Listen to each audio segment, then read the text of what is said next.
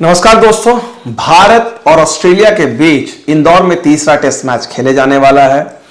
रोहित शर्मा कप्तान ने press conference की। ऑस्ट्रेलिया की टीम भी कोशिश कर रही है कि वो इस टेस्ट मैच में वापसी करे, लेकिन टीम इंडिया की तरफ से सिर्फ और सिर्फ एक टॉपिक, केएल राहुल। क्या केएल राहुल टीम में होंगे, नहीं होंगे, खेलेंगे, ड्रॉप करेंगे? एक बार फिर से टेस्ट मैच से पहले उसी के बारे में चर्चा हो रही है। और रोहित शर्मा ने इंदौर में प्रेस कॉन्फ्रेंस की मैच से पहले, जैसा कि तकाजा है। लेकिन रोहित शर्मा की प्रेस कॉन्फ्रेंस से ठीक कुछ घंटे पहले सौरव गांगुली, टीम इंडिया के पूर्व कप्तान और बीसीसीआई के पूर्व अध्यक्ष, ने केएल राहुल के बारे में दिलचस्प बात कही। और पहले उसको सुनते हैं जो मैं आपको बताऊंगा, एक्सप्लेन करूंगा सौरव ने क्या कहा, और उसके बाद रोहित से प्रेस कॉन्फ्रेंस में यह सवाल किया गया, रोहित ने क्या कहा गया और उससे क्या मायने निकाले जा सकते हैं। क्या उससे मायने निकाले जा सकते हैं कि इंदौर के लिए टेस्ट मैच जो होगा उसकी प्लेइंग 11 में केएल राहुल रहेंगे या नहीं रहेंगे। मुझे लगता है इनफ हिंट मिल चुके हैं और शायद केएल राहुल के बारे में हम एक ठोस राय रख सकते हैं। तो सबसे पहले सौरव गांगुली के कमेंट पे जाएंगे। सौरव गांगुली ने कहा कि भाई, बहुत सारे लोग बोल रहे थे कि भाई केएल राहुल की क्रिटिसिज्म नहीं होनी चाहिए, उनको मौका दिया जाना चाहिए। सौरव गांगुली ने कहा कि देखिए, भारत के लिए जब आप खेलते हैं, खासकर भारतीय पिचों पे खेलते हैं, और एक लंबे समय तक आप अगर नाकाम रहते हैं तो आपकी आलोचना जायज है। ये आलोचना उनके साथ भी हुई है, कई खिलाड़ियों के साथ होता है, ये कोई नई बात नहीं है।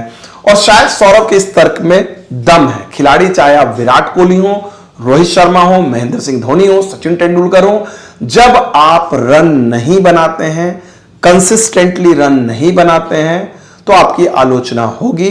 यहां पर केएल राहुल के बारे में हमने देखा कि पूरे क्रिकेट जगत दो हिस्सों में बंट गया है। एक तो हमने देख ही लिया, वेंकटेश प्रसाद बनाम आकाश चोपड़ा, और बाकी बहुत सारे खिलाड़ी अपने अपने हिसाब से अलग अलग तरीके से आगे अपने अपने तर्क दे रहे हैं। कोई सेना कंट्रीज का तर्क दे रहा है, कोई हाल के आंकड़ों का, कोई उनके ओवरऑल टेस्ट एवरेज का। और जैसा कि मैंने पहले बताया कि आप किस तरह से, ग्लास आधा भरा और आधा खाली है, ये आपके देखने के नजरिए पर डिपेंड करता है कि आप ग्लास को आधा खाली भी बोल सकते हो, वो भी सही है, आधा भरा कह सकते हो, वो भी सही है।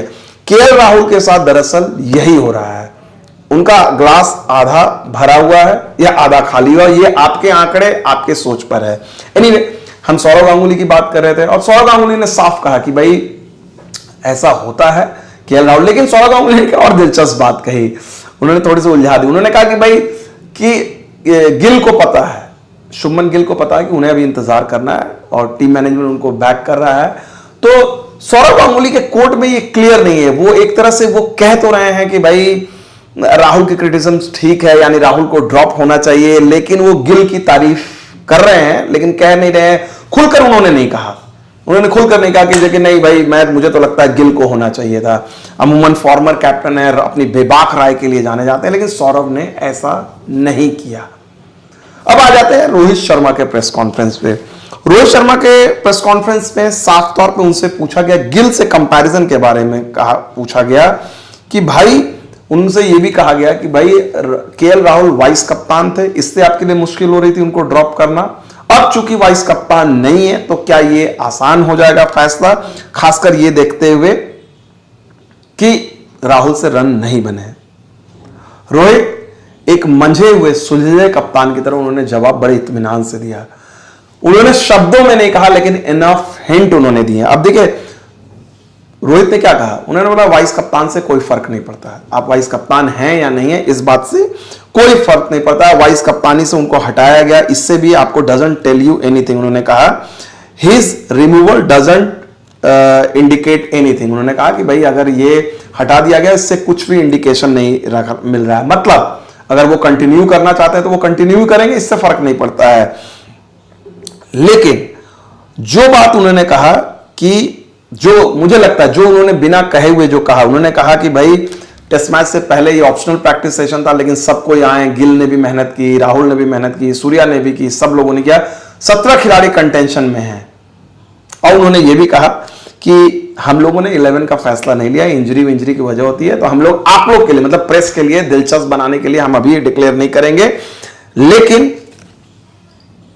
हम अभी आपको नहीं बताएंगे। अब रोहित शर्मा की अगर आप प्रेस कॉन्फ्रेंस से बात निकालो तो शायद ये पहले टेस्ट मैच में आपने देखा होगा जो जिस तरह से उन्होंने केएल को डिफेंड किया, उन्होंने कहा कि नहीं केएल खेलेंगे।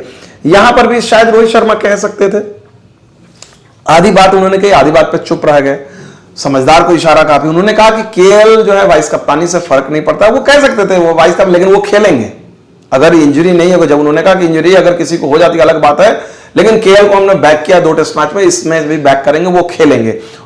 और या तो वो कह सकते थे कि नहीं, वो तो कहेंगे नहीं टेस्ट मैच से पहले, गिल को भी उन्होंने नहीं कहा। लेकिन द फैक्ट कि उन्होंने कहा कि सब खिलाड़ी कंटेंशन में हैं, हम इस पर आखिरी समय में फैसला लेंगे, इंजरी की सिचुएशन आती है, तो कहीं ना कहीं मुझे जो लग रहा है, जो रोहित शर्मा की बातों को मैं जितना देख रहा हूं और जिस तरह से दबाव बढ़ा है, शायद केएल राहुल को प्लेइंग 11 में जगह नहीं मिले। ये मेरा आकलन है, ये कोई फैक्ट नहीं है, हो सकता अब भी राहुल खेले।